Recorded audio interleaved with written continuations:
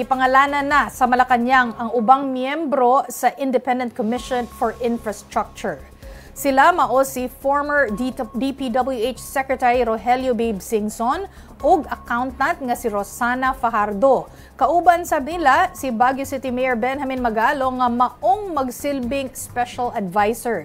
Sila mao ang mulangkob sa komisyon nga mohimo og investigasyon sa matud pa mga anomalya sa flood control projects sa nasud. Aduna pay mga detalye no bahin ani nga ihatod kanato ni Rainiel Pawid sa News 5. Rainiel, bakit tila natagalan si Pangulong Bongbong Marcos sa pagpili? Maayong gabi ni Chiki. Ito nga no, yung yan din yung mga naging unang tanong ng media kanina sa pagharap ni Yusek Claire doon nga sa nangyaring press briefing. At sinabi naman ni Yusek Claire na naging masusi yung pag-filter o yung pagpili dito sa 3-member panel ng tatayo nga dito sa ICI. Dahil Chiki, kung makikita natin yung nilalaman noong executive order, 2 members at 1 chairperson. So, yung 2 members ay napangalanan na nga. Ito ay si Rogelio Babe Singson at Rosana Fajardo. Kasama pa yung itong si Baguio City Mayor Benjamin Magalong.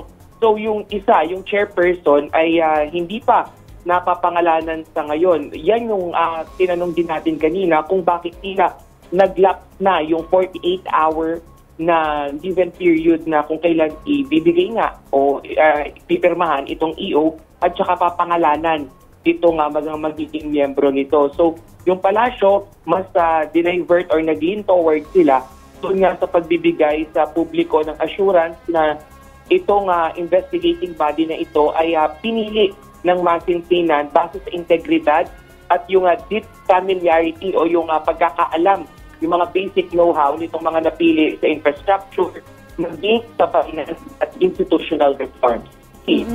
Rainiel, ano ang eksaktong magiging goal ng Independent Commission?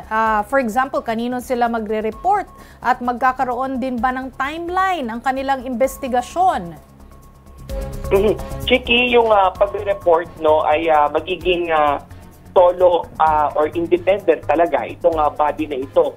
Kung ating titipan na minsan yung Kamara at yung Kongreso o yung Senado ay nagpapalitan sila nung mga pwedeng tumayo o magbigay at maging testigo sa iba't ibang anomalya sa mga flood control projects at maging yung DPWH ay nagsasagawa na rin ng kanilang sariling investigasyon.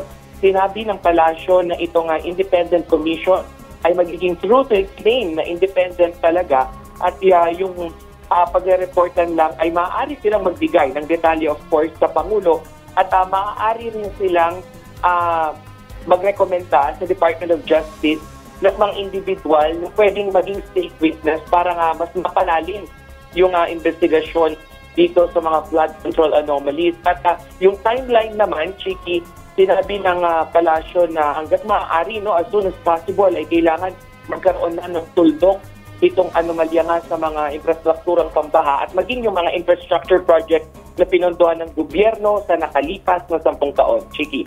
Daghang salamat kanimo, Rainiel Pawid.